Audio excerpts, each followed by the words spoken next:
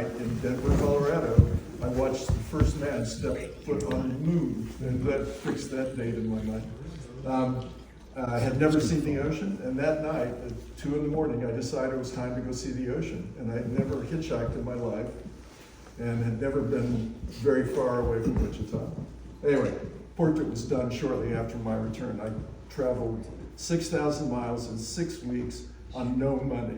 I spent like $15 that I left with the first day, and people fed me. I wound up on a yacht going to Alaska with a girl I met in San Francisco. Anyway, move on, next one.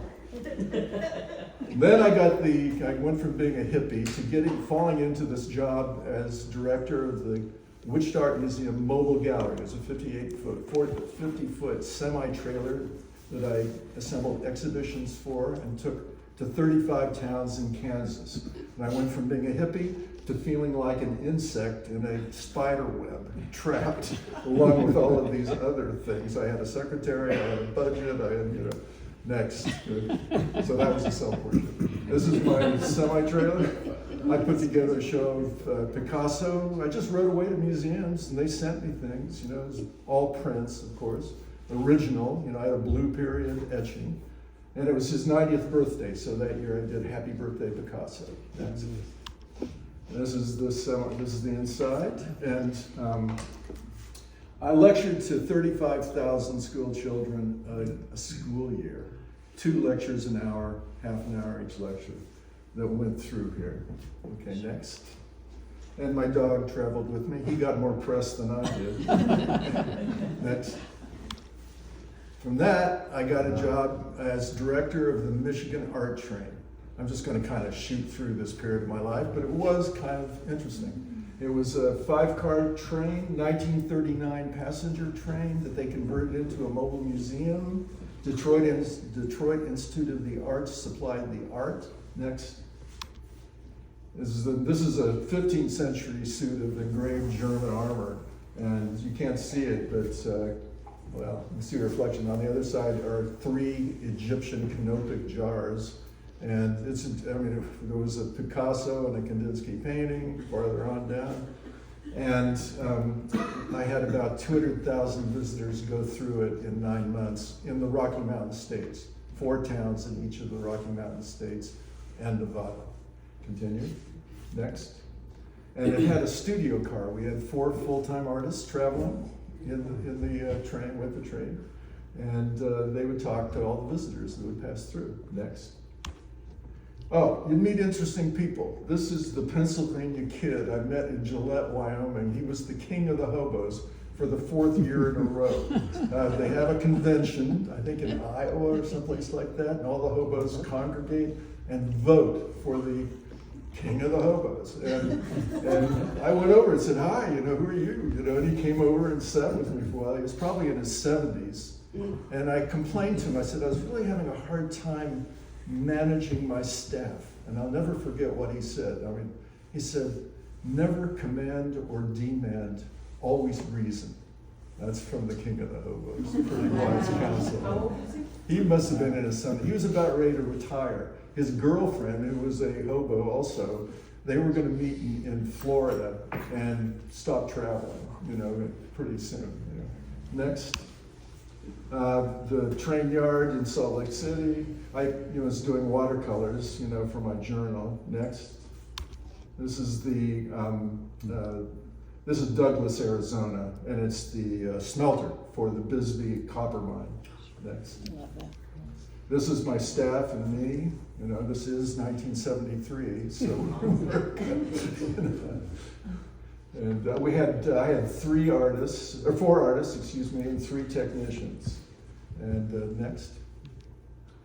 Okay, so I'd been on the road for 4 years continuously, and I was really burned out, and I just wanted to get back to painting. So after the art train, I quit. That was it, and I went back to Wichita. I had patrons. They were New Yorkers that had an art gallery. Okay, next. And I lived in their basement for 2 years and started painting again. Then we just go through these. And next. And these were all done in New York, actually, in the 70s. And I had my first one-man show at their gallery in 1979. Next. This is a self-portrait of how I felt being trapped in Wichita. I never forget, there was a bumper sticker at the time that said, "In Wichita, dying is redundant." That's how I felt about it. Next. Okay, so in '75, they gave a show to a New York artist named Knox Martin, and I met him. I picked him up at the airport, and I was trying on styles at that time, and I did a period of about 6 months where I painted in the style of Knox Martin. I didn't even know they were giving him a show. I just kind of liked his work. And he shows up, you know, at the home of these gallery owners, and there's a 5-foot square Knox Martin that I did hanging over the sofa, and he was impressed. I mean, it was a good Knox Martin. And he offered me a job as his studio assistant in New York, unpaid, you know, but a free room in his loft, about 8 blocks from where he lived, where he stored his canvases. He didn't work there very much. Okay, next. So that's Knox. One of his best friends after the war was de Kooning. And de Kooning got him a show at his gallery, Charlie Egan Gallery. And Knox was second generation abstract expressionist, knew everybody. I mean, he was a member of the club. I don't know if you've heard of the club, but it was all the abstract expressionists and the curators and the critics, you know, all would hang out together. You had to be invited to become a member. Next. That's one of his paintings. Next. Self-portrait. Okay, so now I find myself on the far east side of 168th Street in New York in 1975. And, you know, I'd never lived in a big city before. I'd spent only 3 days in New York. And I was about, you've heard of street smarts, I had street stupid. I was about unprepared for this experience, as you can imagine. Next, there's my studio. It's it was a 19th century ice factory. And it had a balcony that goes all the way around it, and it has 12-inch stalactites that continuously dripped water, and a rat that I named Chekhov.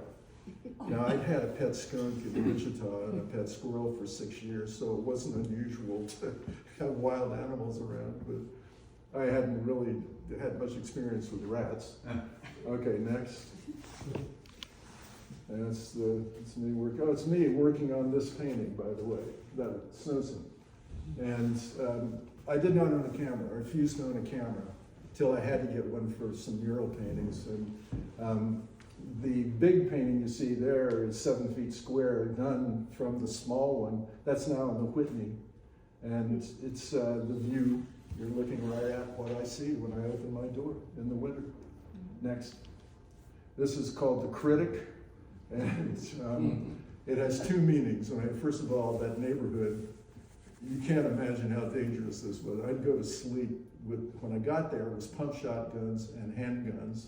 And then when crack came in not long after, I could hear the kind of this burr of a machine gun, one of the handheld ones, you know, and it was a really tough neighborhood. And I was the only guy that looked like me on my side of Broadway. So there was that presence, but it's also the second meaning of what art will survive, and how does history look upon your efforts? You know, because you assume that some of these things will endure. Okay, next. Oh, like I said, I didn't work from photograph, but that one I had to, you know, do the self-portrait. Okay, so I started doing these cityscapes. This is the view from the studio.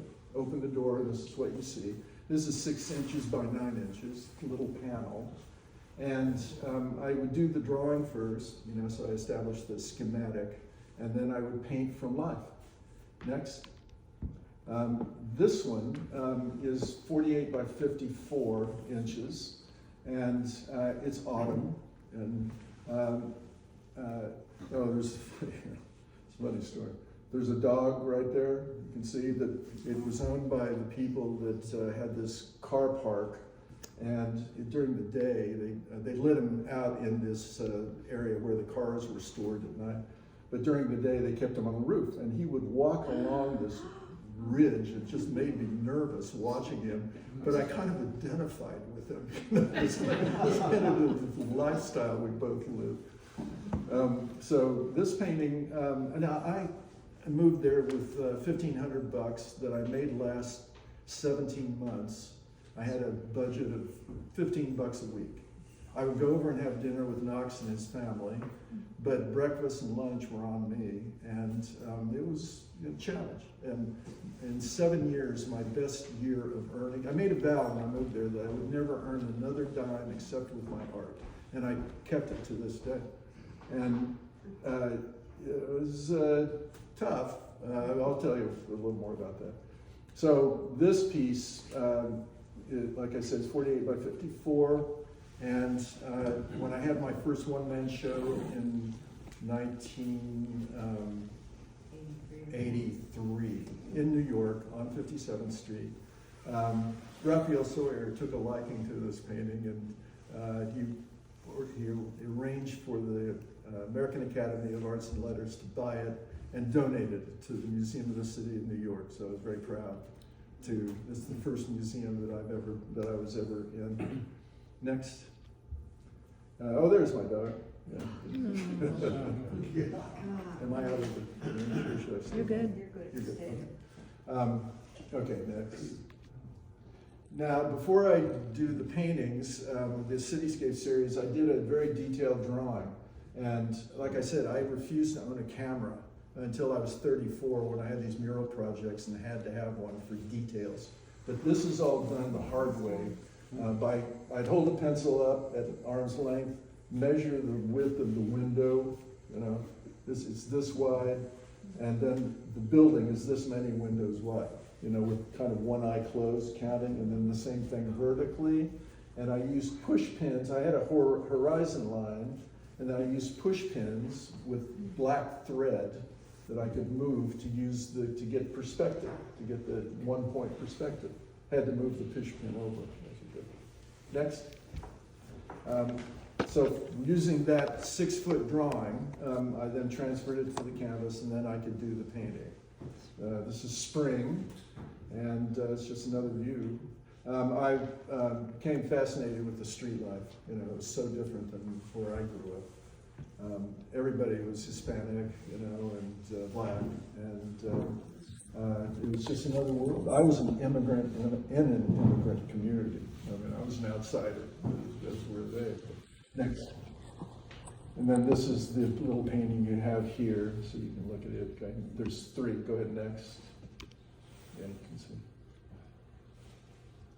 That's a little church, by the way. Next. So I worked on this about 9 months. Each one of those is about 9 months' work. Next. And then this is the 7 foot version. That was a major blizzard that year. Next. Okay, this is 7 feet by 12 feet. This is the view of Yankee Stadium, directly across the river, the Harlem River. And I was a Yankees fan back in Kansas, and so I could walk to Yankee Stadium from there, from where I was. This is 7 feet by 10 or 12 feet, I forgot now. And it was purchased by the chairman of Marsh McLennan Insurance Company. It was in his offices, Next. This, you've seen it already here. So next, detail. I throw the dime in just to give you a sense of scale. Next. Okay, so looking north through a window in my studio, this guy moved in a little less than a year from the time I moved in. He was a black guy, about 6'5", wore an army overcoat with a built-in cape and an army helmet that he wore all year round, and it was a good idea to have that helmet. And he lived in this crate and had a trap door on top and a propeller that didn't turn. And to stay warm in the winter, he burned pallets, broken up pallets from these little factories. And man, it was rough. People gave him food, and he was there all the time. He hardly ever left. And next, you go to the next one.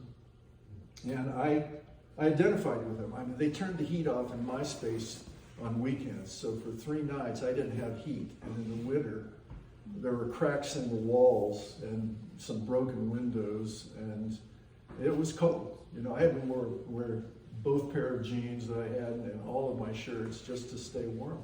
You'll see in the this self-portrait here, I've cut the fingers out of the gloves so that I could work and keep my hands warm. That trash can became an icon for me, which I will tell you more about later. It relates to what I'm doing now. Okay, next. Oh, by the way, I was in this place, like I said, for 7 years and had to live like that. He was there for over 15 that I know of, and somehow survived. So I decided to do a painting of his trash can. I worked on it from 1988. I worked on it for 17 years and just kept kind of refining it. In oil painting, there's a technique called glazing, which are layers of transparent. It's a transparent medium that has, I won't go into that, but it has very thin, it's mixed, pigment is mixed into it, the transparent pigments, and a very thin coating. So what you have, you saw a cross section, is like a swimming pool with these little crystals floating at different points in this pool. And you start layering them. This is Rembrandt uses it, it goes back to Van Eyck, I think. And I quit counting at 150 glaze layers. There's more than that. And my theory is that glazes like this don't just depict shadow, it is shadow. They are like eating light, because those crystals of color absorb. It's a blue crystal that absorbs the red in the light, and each color does. Here, I won't go too much into that direction, and then there's all of the canvases and the frames on the ground there in the park, and I figured if it got so cold, I could always burn my art to stay warm. Okay, next. Next. Okay, so I'd been living on, like I said, nothing for, by 1971, it had been 6 years, almost 7, and my best year was $2,700 that I earned, and that was doing prints, and I still had expenses, so that doesn't even include what it cost to make the prints. So finally in 81, 82, everything just opened up. Okay, next. And that was when I met my wife. Now, this is a story, I'll go into indulgement. This painting was done in 1979, and actually before that, I worked on it for about 76 to my first one-man show in Wichita in 79. And I had a self-portrait, life-size, 3/4 length, that was the companion to this. And I had to give it a title, so I figured, well, it's this woman that I had been fixated on since I was 12 when I first started drawing. And as my technique improved, this woman became more and more specific. The eyes, the shape of the nose, the mouth. And this was the final version of that woman. And I had to give it a title. I said, well, she's very sensuous, but she's also has a spiritual quality. So I think, oh, it's Mary Magdalene. But I don't want to call it Mary Magdalene. So I gave it the initials MM in the show, and it was actually illustrated in the Wichita Eagle and Beacon when they reviewed my show. Okay, next. Two years later, I'm at a party, an artist party in a loft on 54th Street, and in walks my woman. I literally had to catch my balance. My knees, it was a psychic shock. I don't know how else to describe it. And by the way, her initials are MM, because they have Okay, next. Okay. Now tell me, explain that. Okay, next. Oh, I did a whole series when she had a job. She was a vice president of a big public relations firm, and I was still, you know, on $15 a week, more or less, a little more than that maybe. And I would go down and see her. She lived on 52nd Street, and then during the week I would be in my studio uptown. And so I would bring her a drawing, you know, of us, what we did the previous weekend. You know, it was a Halloween party, and I was Lion Man in all of these drawings, and it was with her. Okay, next. That's us then. My life changed overnight. Next. We had a party. Oh, that was the year also I had my first one-man show in New York on 57th Street, and it was all those cityscapes, and it sold out opening night. And it was like a miracle, you know, and suddenly my life changed dramatically. And the first night I got her alone, you know, I told her, I don't even believe in the institution of marriage, but you I want to marry. And the first time I had her alone, it took 6 months and she agreed. Okay, next. Okay, so this was what saved my life earlier. This is when I ran out of money in the February of '77. I could have dinner with Knox whenever he was there, which wasn't all the time, but I didn't have money for breakfast and lunch and some dinners. And the El Deportivo restaurant let me trade art for food for a while, but I didn't want to take advantage of them too much. And then mezzotint engraving found me just by happenstance or fate. Next. And this is the largest mezzotint that I have done to date, or almost. There's one, I guess that one's bigger, the ET2, the steel mill. But I did this is 24 by 36, and you have to understand mezzotint is arguably the most technically challenging, difficult print medium of all intaglio, like etching, aquatint, all those. And the curators that know their stuff will tell you this is the most technically difficult medium you could possibly want to take on. So you have to prepare the plate by rocking it, and I'm not going to go into the technical stuff, but you pit the surface by hand using a tool that is a curved edge that has a single row of teeth, 100 teeth per inch in this case. And you pit the surface till it's a massive pit. And then to create the image, you smooth out using a burnish. It's a steel tool to smooth out the surface of these pits in varying degrees by pressure, by the amount of pressure you apply. And then you hand wipe it, and where it's perfectly smooth, you get white. And that's basically the technique. So this was Yankee Stadium at night that I could see from my studio.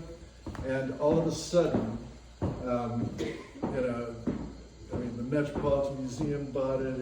Came up at Christie's like 6 months after I did it. And I was on the map. It just happened like that. Totally out of nowhere. I started making some money. Okay, next. This is what the plate looks like, the copper plate. You can see where it's rocked, and then where it's completely smoothed out. Next. Oh, by the way, the rocking process. So you can rock for about 3 hours a day. It goes like this, and I was, rocking. I was doing it 7 days a week, and it took 12 months to rock that plate. Working 3 hours a day, 7 days a week. And these are the tools. That's a rocker. That's the burnisher down here. That's a roulette. This was invented. Oh, by the way, this technique was invented in 1642, and it was very popular for about a little over 200 years until it was the closest thing to photography before photography. When they invented the camera, it lost its appeal. Next. That's a rocker. And this is the systematic way that I rock the plate. Next. That's a close-up you can see.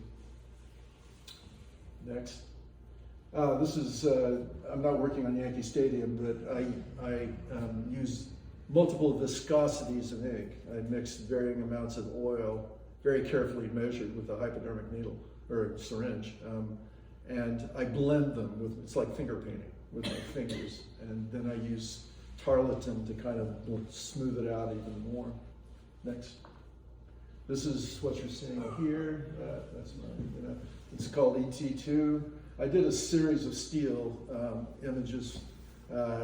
Started after May is from Pittsburgh, and we'd go there at Christmas and Easter, and while she was doing family things, I explored the mills. I love this kind of imagery.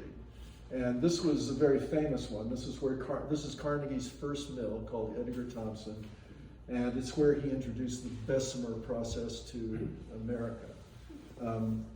The Empire State Building was built using I-beams from this mill, and when they were delivered on site, they were still warm. Isn't that amazing? Okay, next. Okay, so there are two industries in that neighborhood: drugs and chop shops, where they took stolen cars and stripped them down. And this is a drawing done on site of a stripped car in the winter. They'd leave. Sometimes there'd be 20 of these skeletons, and then this little guy that worked for the city would come with a flatbed truck and haul them off. It was amazing. He could get, the first one, it was one of those flatbeds, and he had a winch, and it would pull, the first one would get up all the way on to the top of the flatbed. The second one, he would winch it up till it was angling like this on like the trunk of the first one. He would get in, and he would get going about 10 miles an hour, and then he would slam on the brakes, and it would like shoot forward and hit the back of his cab. And then the third one, he just left, at an angle. It wasn't dragging or anything. I love watching this guy do it. Okay, next. And this is a mezzotint that I did from the drawing of the strip car. That's the print. It's called Memento Mori. I did it years later, and it was my memory of that neighborhood and the trash can. Next. This is the view you see here in this print. 167th Street, next, and a detail. The advantage of mezzotint, it literally means middle tint, and you can get these very subtle tonal effects. Next. I had the opportunity to go down into in addition to doing cityscapes, views of Manhattan, I actually did a view of Manhattan from underground, 750 feet down. This is the water tunnel that they're building. It's a 30-year project, and I had the great opportunity to spend about half a day down there talking to the sandhogs. That's what they call these guys. This is a mezzotint, and I did a painting next for the company that insured this project, MBIA. They commissioned me to do this is 7 feet by, I think it's either 10 or 12 feet. I really can't remember. I think it's 10 feet. And it's in the corporate headquarters. Next. Detail. I'm fascinated by sparks and welding, which you'll see later. Next. Okay. The Frick Museum in Pittsburgh. I did a show that's called Stage Steel. Half of the show was stage. I was very interested in the experimental theater in New York, Lower East Side. They call these places black box theaters, and I'll tell you about them a little later. But the other half of the show was steel industry, from my time exploring the steel mills of Pittsburgh. Next. And eventually the Frick Museum in Pittsburgh commissioned an exhibition for the 250th anniversary of the founding of Pittsburgh. And the subject was the remnants of the steel industry in that city.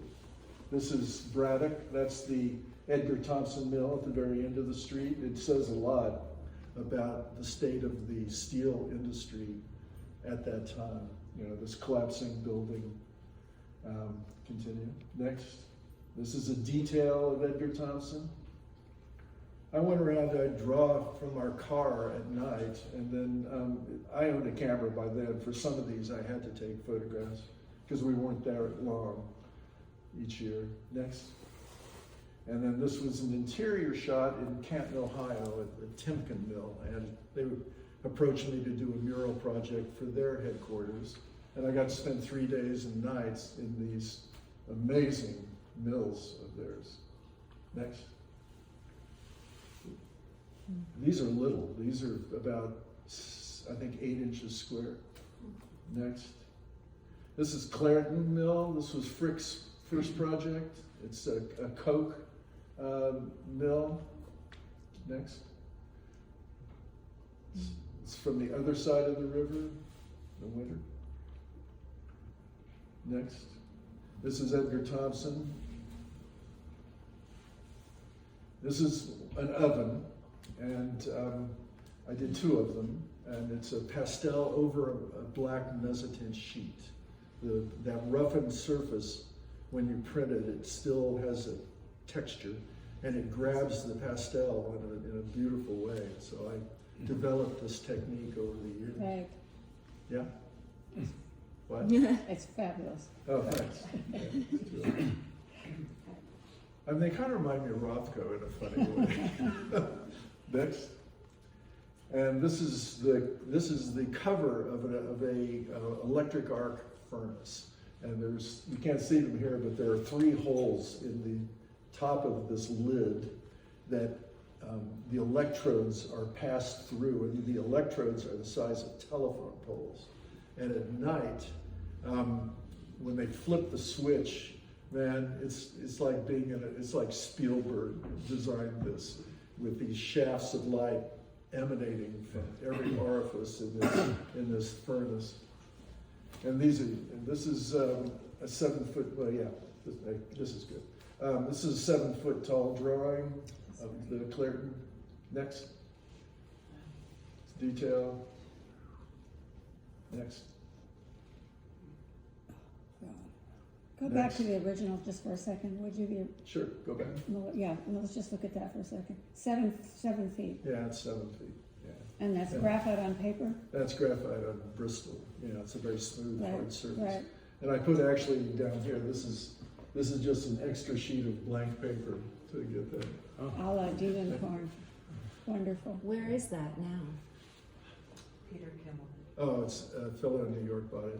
Actually, it may be going to Shanghai, to the Contemporary Art Museum of Shanghai. The curator came through his offices and expressed an interest, and Peter is about to retire and asked me what I should do. He has 3 of my drawings. And I'm thinking about having them, It's a having masterpiece. it donated to the Shanghai Museum. Yeah. Oh. I'm very strongly influenced. The Nelson Atkins Gallery in Kansas City has one of the great collections of Asian art, of Chinese painting, and particularly Song Dynasty, which is 950 to 1250 AD. And it was only about a 45-minute drive from Lawrence, Kansas, where I went to school. So I spent a lot of time studying Song Dynasty painting, and a lot of them, of course, are on these very narrow verticals. And that's kind of where this was inspired. Even the coal piles were very similar to some of the dunes and the Zen gardens in Japan. Okay. It's the same place. So mezzotint, obviously, of Clairton. Okay, next. How are we doing for time? I know. 35 minutes so far. Huh? You're good. 35 You're minutes good. so far. Okay, good. I'm trying to, got a lot to go. So this is that Timken Mill. And being there at night in February, they had the door open. And this is a 10-story shed, and just huge. It's full of smoke, and the dust on the floor is about 6 inches deep, this ochre-colored dust. And when they do a pour, what they're doing is they're dropping, it's mostly shredded cars. That's where a lot of the steel comes from, recycled cars from the chop shops. And when they do this dump, it just catches fire. All that steel catches fire. So on one side of you, if you're like 20 feet away, you're like burning hot. And behind you, the door's open and it's February and it's just freezing cold. It's the most strangest sensation. big freezing on one side. Okay, next. They're tapping, it's called tapping, God, what was the name of it? I forget now. But these guys in those asbestos suits were fearless. Next. Okay. Next big project. So the Frick show was very well received, of course. I'm quite proud. There was a strike in the 1870s at the Homestead Mill in Pittsburgh, and it was ugly. And Frick had taken over from Carnegie, the U.S. Steel Company, and he called in the Pinkerton detectives to suppress the strikers, who were working 7 days a week, like 12 hours a day, and they still couldn't feed their kids. And people got killed.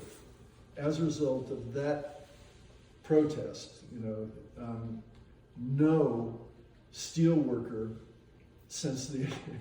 would step foot in the Frick Museum until my show. And I was quite proud of that. A bunch of these guys in black leather jackets, with necks, that big around the side of my thigh, and showed up, and they didn't, the CEO of U.S. Steel was there, a very nice guy and very complimentary of my show, but the compliment that really meant a lot to me was this teamster. It was about this tall, stock. I mean, if you were a scab on a strike line, this is the last guy you would want to run into. I mean, he was tough as nails and stocky. And he came up to me and he said, I've spent my life driving trucks in and out of these mills. And his voice broke. He really got emotional. And I said, thank you. You don't know what that means, to me. And that was the best compliment I think I've ever been paid. Okay, next. Okay, so that led next to, well, I'm not going to back up that far. So I got a mural commissioned by American Express. This is their new corporate headquarters building. It's now directly across from where the North Tower of the World Trade Center used to be. That's the 9/11 memorial you're looking at in the foreground. And the building I did murals for is immediately across the street. Okay, next. The first mural project, and it was a competition. There were three other artists, there was me and two other artists, and they were far better known than I competed, and I got it. The idea was to do views of Manhattan, from Manhattan, of the three rivers and the harbor at twilight. So the sky changes as you go around, and it's 4 paintings totaling 90 feet. Yankee Stadium is 6 by 10.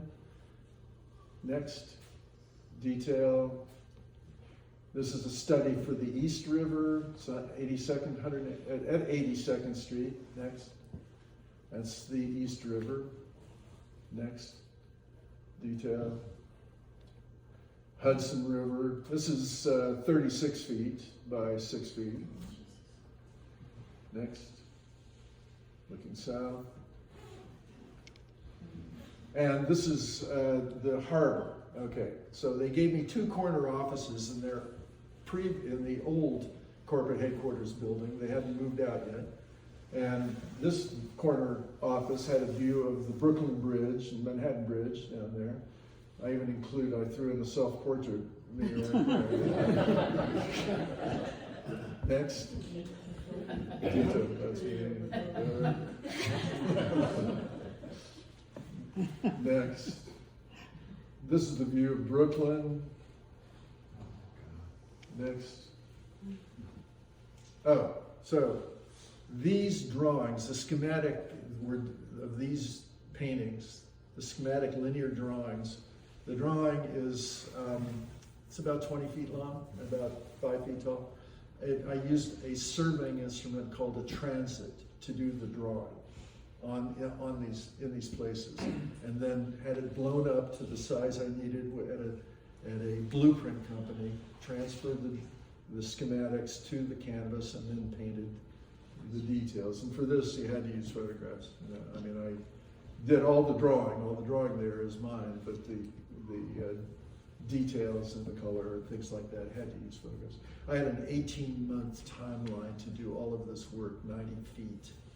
And I stuck to it. I got it done. Next. So, what's the name of that island? The harbor, Governor's. Governor's Island. Yeah, it's the harbor. Next. It's the Staten Island ferry coming in to dock. Next. This is about, I don't know, it's probably 10 inches square, maybe less, I think. Next. Beautiful. Okay, that led to the next mural project for American Express, which was in the main lobby downstairs. That was the 26th floor, the corporate auditorium lobby where those paintings were. And the next one was on the mezzanine level at the very bottom of the building. Okay. This was commissioned directly by the chairman, who loved my painting of the view from their old corporate headquarters building. And they gave me the architectural maquette to try to give them some idea of what my paintings would look like in place. And these are little oil on coppers. They're like the squares, those are 3 inches square, and that's 3 by whatever, of Hong Kong. And they asked me how long I met with Jim Robinson and Lou Gerstner, who went on to be the chairman of IBM and the senior lawyer, and I'm sitting here, you know, I'm a bit intimidated by this setting. And they asked me, how long is this going to take? You know, and it turned out to be 318 feet long in total, and they're all over 11 feet tall, all these paintings. And to be honest, I had no idea. But I said 4 years. Figured, you know, once they commit, if it takes 5 years, are they really going to kick me out? You know, so I said 4 years. Next. This is detail of this little painting. Next. Okay. So that January, I'm back on the road. You know, I first took a trip around the world. They let me pick all these cities, and I picked, well, New York, I was already there, so I could do that. And then Venice, Istanbul, Sydney, Rio, and Hong Kong. And they agreed to my choices.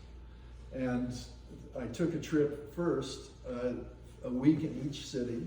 And I'd been to Europe once, but I hadn't been to any of these other places.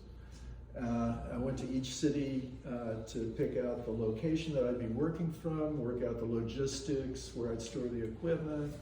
And it turned out American Express had the largest private police force in the world at the time, and they had ex-cops working for them. So they became my hosts in each of these cities, and I could get into anywhere, you know. And so I took that trip, worked out all the logistics, came back, and now Venice is the first stop. It's the seasons, the 4 seasons. I tried to get as many continents as I could, so for Europe it was Venice. In the spring, I got there in, April. And I set up, and I'm working on the entire harbor from like over there, sweeping around to about there. It was pretty much 180 degrees of arc. And that's my surveying instrument called a theodolite, you see, and I have a drafting table, and it's called a drafting machine that architects use. It's a right angle with metric scales, metric rulers. And I had to translate the LED readout in degrees into a metric measurements for everything. Everything was measured. Okay, next. This is what that looked like. That's a dime, to give you some idea. And the telescope in this little thing was so strong, those sculptures on the building on the left there, I could see the soot in there that had collected in their eye sockets. I mean, that's what I was looking at. I had to kind of reduce it. That's looking down the Grand Canal of Venice. And then that's what the painting looked like after I painted it. Next. This is Hong Kong. from the peak. That's a dime, again, these are details. And then, next thing I would do, just briefly, I had assistants. I had a full-time paint mixer that mixed 8 shades of gray, different shades of different colors of gray. And I had the assistants then, the drawing was blown up, transferred to the canvas, which had been primed with lead, and then they painted shades of gray, just blocking it in. No color, very little detail, just painting between the lines. This is the Sydney Harbor Bridge. Next. This is my studio. This is a former chocolate factory in Brooklyn. And I had to stack the canvases in reverse order, so I'd finish one, they'd take it away, and then I would expose the next one. Next. This, I'm putting finishing touches on New York. And you can see I worked from New Jersey, and it's the World Trade Center disappearing into the clouds in winter, and there's snow on the ground, so it gets this luminous kind of wonderful magical lighting quality. Next. Again, that's New York. The painting is 42 feet long and about 11 and a half feet tall. And Venice. Next. Studio. That's Istanbul, which is coming up next. I had my assistants then. They're already doing the underpainting, which has to dry for 6 months before I can overpaint it. It welds the color that I put on to the underpainting. It's I don't trust conservators, so I use a really thick paint film. So if it ever was damaged and they retouched it, it'd be very hard to spot what they retouched. Next. And we'd have to, these paintings weigh, the guys that moved them, took 6 men, professional movers. They estimated they weighed between 1,000 and 1,500 pounds. I was ordering lead white from Holland by the quarter ton on a pallet. Next. These guys carrying it up the escalator, American Express. Next. Okay, then it had to be rolled out, and then, okay, next, and then rolled up again, so the back was, because they had to paint the back with this vinyl cement, and then also put the vinyl cement, water soluble, on the wall, and then roll it across and squeeze out all the excess. Next. These guys work for their main client is the Catholic Church, but they also work for the Metropolitan Museum of Art, transferring frescoes from the 13th century to walls in the cloisters. These guys knew what they were doing. Next. Okay, now we're going to do a quick tour.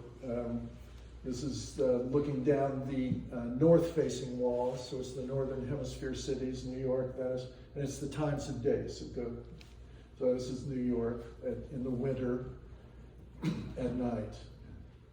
World Trade Center. Next.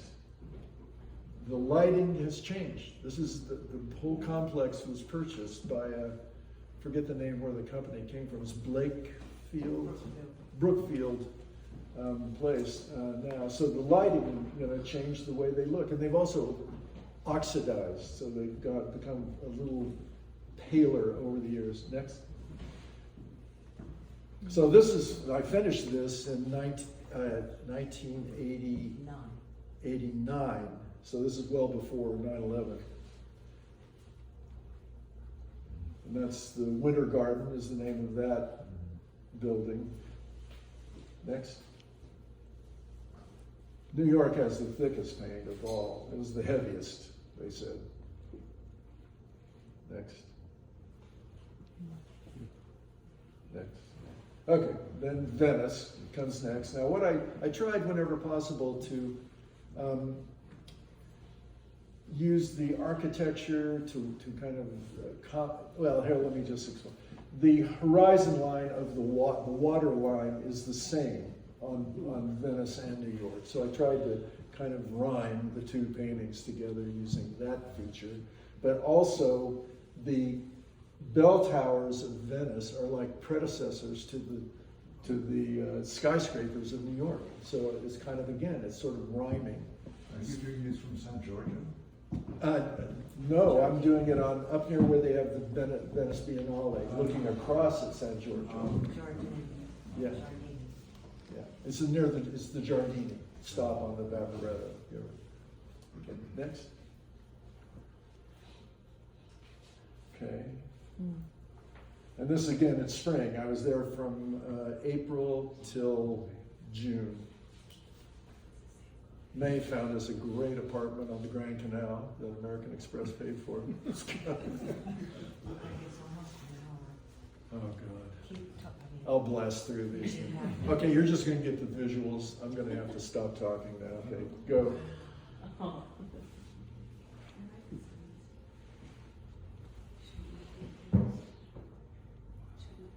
Can I tell the story? Yes.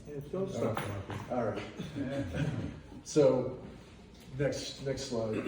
Okay, see these guys? The group of 7 meeting took place while we were there. I got there about 6 weeks before. It was Nakasone, Thatcher, Reagan, and the Secret Service was checking me out, with this instrument, and I was working around down there where these guys were. These are a couple of, they came out with binoculars that must have been a foot long, and there was also, I didn't draw him, but there was a general with a big sweeping hat and his secretary with a clipboard. And they were looking for sniper places, working their way across the landscape. Okay, next. Here, I painted them. And they finally worked their way around. And the guy with the binoculars was going like this, and then he stopped. And we were looking at each other. Okay, so the day of the first day of the meeting, which took place on the island of San Giorgio Maggiore, I asked I said, should I go to work? They stopped all the Vaporettos. You couldn't take them, I had to walk to work, and they had guys with machine guns on every bridge. It was serious security. And I said, where I stored my equipment, they said, sure, you can come to work. So I get there about 8:30, it's like the atmosphere snapped. And I looked over my shoulder, and here comes a row of those water taxis, but these had little rubber dinghies on each corner with frogmen with machine guns, each one as they're going down. Next thing I know, I have a helicopter hovering above me, and I had an umbrella, so I kind of had to look out from under my umbrella. And this guy is leaning out the window, upset with me. Yeah. He's scowling. Next, I just went like this. What did I do? And next thing I know, I've got a Guardia di Finanza. It's like a Coast Guard boat, one of those 35-footers, powerful, heading full out straight for me, full speed. And about, I swear, 15 feet from the quay, from the marble quay, he throws it into reverse and slides sideways, tilting, right? And barely tapped the wall, the seawall. I couldn't believe, Now, I wanted to applaud, but there were these 3 guys with guns pointed at me that jumped out of the boat. They had 3 guns pointed at me, and these were a scene out of Miami Vice. They were really cool looking. They were like in the early 30s. They had linen jackets. Okay, anyway. Next. And I was under arrest as a terrorist. Turned out my theodolite is very similar to what they use in artillery to determine trajectories. Okay. All right, now we're going to go to, oh man, I am. You're really way behind. Keep going. Okay, I'm sorry, I apologize. Okay, so Istanbul, we're going to blast through Istanbul. It's the covered bazaar. That's May. That's Quick, my no assistant. stopping, That's no stopping. next. Yeah. Okay, the Golden Horn. Go. View from the top of a bank building on the Golden Horn. Oh, I wish I could tell that story. Craig, But I can't. The Hagia Sophia, which is, these are 11 feet square. The Istanbul is 52 feet. Go. That's those columns are, okay. Thanks. You've got so much more. Keep going. Go. This is the Winter Garden. Next. Okay, now we're in Sydney Harbor Bridge. That's the drawing, which is 36 feet long and about 8 feet tall. That's me right there in May. That's my setup. There you go. We were there in the summer, which was Craig, go. Okay. All right, next. Okay, I won't tell that story. Rio de Janeiro. Okay. Oh, wait a minute. Just hold on. Okay, you're going to see this. Go. Okay. These figures are about 1 inch tall. Go. Okay. Go. These figures are about 3 inches tall. That's where I was pointing at. Okay. Next. They were all down there. And then the smaller ones were right there and right there. Go. Okay. Next, Hong Kong, last city. Okay, we're almost around the world. This is the, okay, this is, yeah, Pottinger Street. It's a, yeah. This is the study for Pottinger Street. Central panel is 52 feet long. Based on diagonals. This was the, okay. There's an escalator directly across from this painting, so I used the diagonals as kind of the theme that I rhymed with. Okay.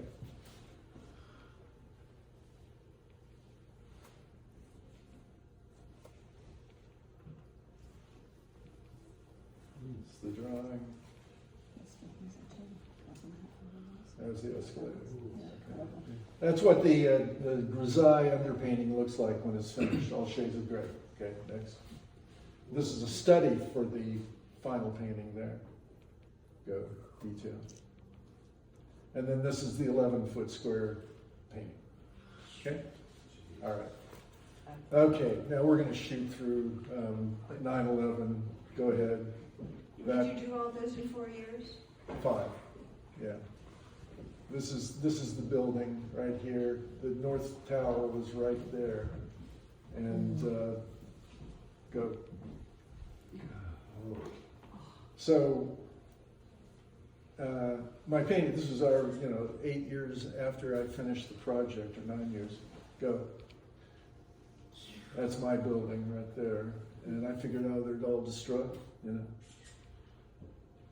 It's my building. That's where we started. They blew the windows in, they got sandblasted with that horrible toxic dust, but the paintings survived. Miracle. Go. Okay, we're going to blast through this too. After I left my chocolate factory studio, I wound up back at my loft, and I didn't have the view, so I decided to work from the figure, which I hadn't done for a long time. These are all dancers. I became friendly with a bunch of dancers, and they make great models. You can tell them to move, and then you watch them move with strong light, and I tell them, okay, back up, and it was like reverse video. They could move exactly back to where they were. Yeah, go. This was a show all of experimental theater pieces, these dancers. Wow, this is Envy. In the middle panel is Fame. And this is like the feral, attitude of a lot of artists, trying to make their, way in the city. And this is a scene from another experimental theater company. I call it the Poet's Eye. And this is a 40 by 60 inch pastel. It's another experimental theater company by an Asian woman. These are pastels on mezzotint paper. Details. Go. This is the Westbury Music Hall in Long Island. This is a theater, a 19th century theater in London called Her Majesty's, probably His Majesty's now. No, they It don't. looks wet. Yeah, yeah, they change it, Yes, it's so depending on whether it's a king or queen. Painting of the view, hemp lines. They use these to raise and lower scenery. It's great. Go. Snap. This is the mezzotint. And then pastel show. It's Hong Kong. This is a 60-foot pastel, and this is 15 feet of it. And it's the Hong Kong harbor at night. I wanted to do a portrait of Hong Kong just using the water. That's what you're seeing. That also is Hong Kong. This is the water. I did a pink version of it, a kind of salmon version. And then if you turn it upside down, next, they become clouds. This is pastel over the, this is France, by the way. Next. This is Kyoto, the river running through Kyoto. That's a painting of it. Oh, God. So beautiful. This is France again, waterfalls. That's about 7-footer. That's a little bit smaller. Is that painting or mezzotint? This is pastel. It is. Yeah. And this is pastel over in Yankee Stadium. I had a lot of rejects. Bad proofs. Next. Yeah. This is the East River, pastel over the mezzotint.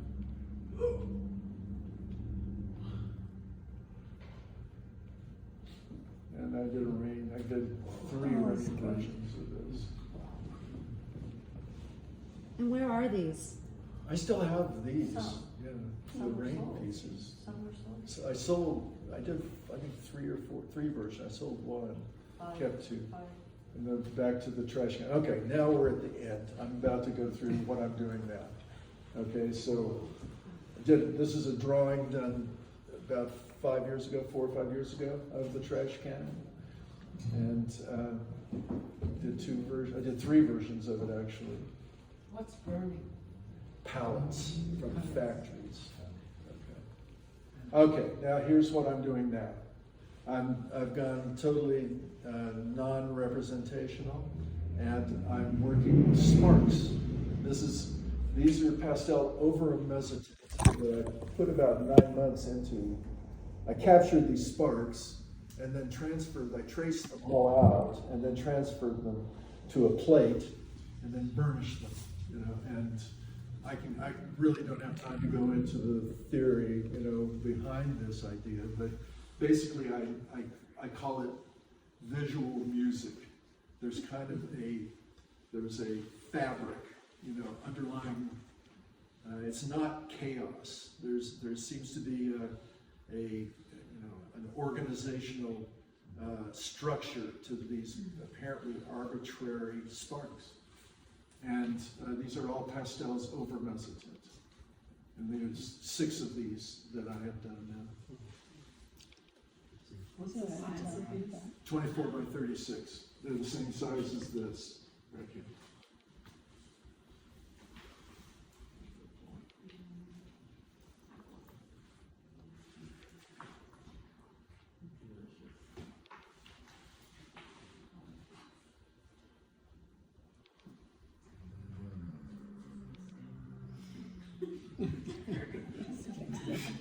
I don't think Nixon likes this. There's this is the last shot. I'm about to do these.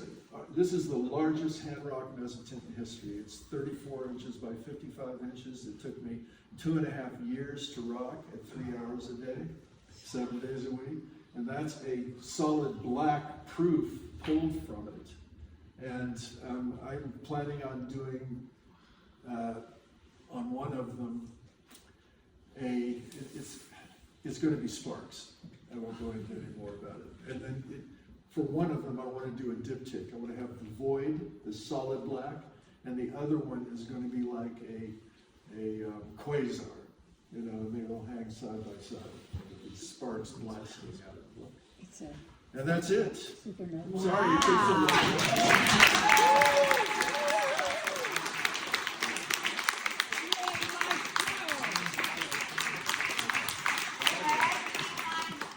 Entertaining questions. Absolutely. Any questions? Anybody have questions, comments? Going back to the Pittsburgh steel mill, obviously, I was there after the mill period, and it was high tech, and it's like, where are all the mills? Oh, that's in downtown. That was Yeah, the, there was like one mill. the old J&L.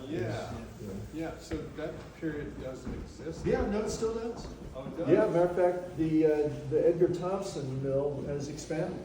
They put more money into it. And the Clareton is still there. you know, but that's not many more. A lot of them are gone. Yeah. Yes. It's exhausting thinking about all those hours and years painting. When I paint for like 8 hours and finish a painting. That's how I got started. I was Really? I was an expressionist in college, and I'd do, I don't know, 40 or 50 paintings a year. And the way I looked at it, only about 5 of them, they're totally improvisational, and maybe 5 of them I thought really hit it. And at the end of the year, for my senior year, I burned all but 5 of them. You It know? looks like you. And then I decided I had to figure out how to do expressionism where it hit, where you know, like late Rembrandt is expressionism, late Titian is expressionism. It's really loose. But these guys went the long way around to get there. They had this great training, you know, and only late in life, at the end of their lives, did they really loosen up. So I decided that's what I wanted to do, and I got, you know, a lot of books that told me that Rubens wrote for his studio assistants how to paint a painting. And I followed his instructions. And now I'm kind of have gone the whole, you know, I'm now doing this non-representational work. So I hope I'm moving into that phase. It seems like you lived 100 artists' lives. It's just so much work. I couldn't believe how much work you've done. So and some of my shows are really group shows because I can use different techniques for different paintings. You know. It's cool. Speaking of other artists, were there mezzotinters, you know, the 18th and 17th centuries who particularly inspired you? Actually, no. Most of the mezzotint artists at that time, after it was invented, were craftsmen who were hired to do mezzotints of paintings. If you were an upper middle class guy and you did a family portrait of the group, the whole family, they would then give it to a mezzotinter to turn it into a print that they could give away to their friends and other friends. Work in any way? I mean, No. was there anything, there was nothing that ended up being a little controversial or, you know, just because you're Oh, great story. Okay, so 9/11 happens, right? And you saw my painting of the World Trade Center disappearing into the clouds, and when they got back in the building, and it took about 6 months to rebuild the building, and a bunch of people were killed that worked at American Express. They had their own little memorial.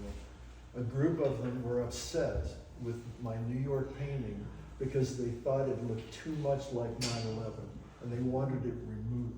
oh wow. But that was the only controversy that I had, and they did not remove it. It is a critical. Anybody else? Yeah. How's Virginia treated? Great. I love it here. It's amazing, you know, the people you meet. I mean, here, you know, other artists, you know, I mean, but the reason I stayed was I came down to do the Frick show. I needed a bigger space, and we have a friend who lent me an old house with a huge space for a 2-year stay to do this show, to do that show. And I met somebody, a guy named John Henry, who took me to the Laurel Mill store on Sunday mornings where all these guys would get together and hang out. And it was like former investors, reporters, you know, I mean, spooks, you know, I mean, it's just so really interesting. It was all guys, about 12, 13, 14 usually. And David was one of them there, you know, and we would hang out and talk for about 3 hours. And it was completely different kind of conversations than I had in the arty world of New York, you know. So I think, you know, so then we've been in our loft for about 25 years. Let's try something new. Well, we sold the loft and moved out. That's how I wound up here. No regrets.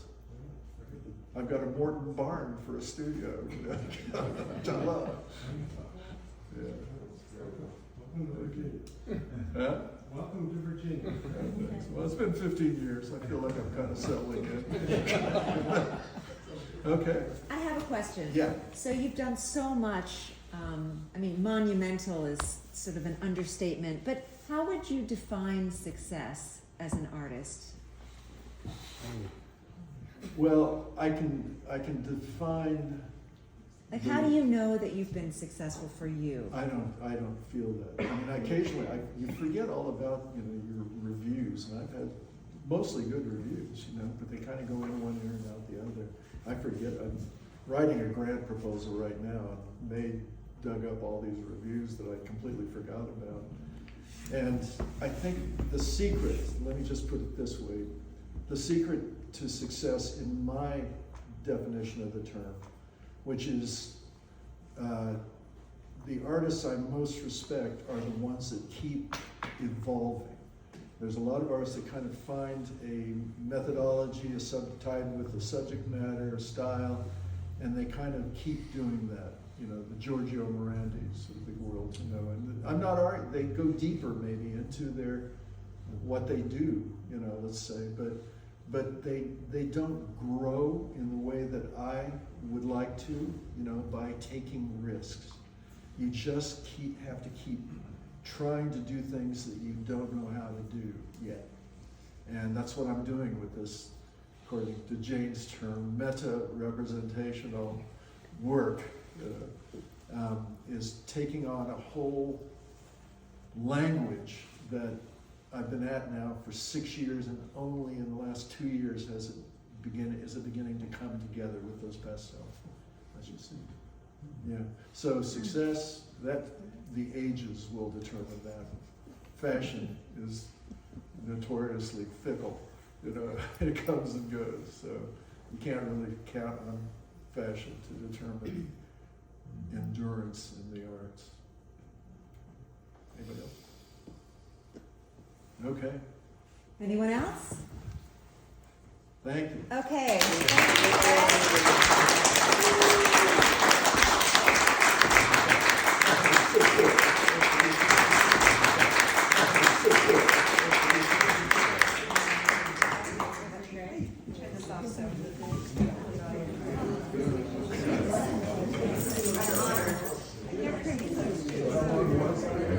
Really beautiful stuff.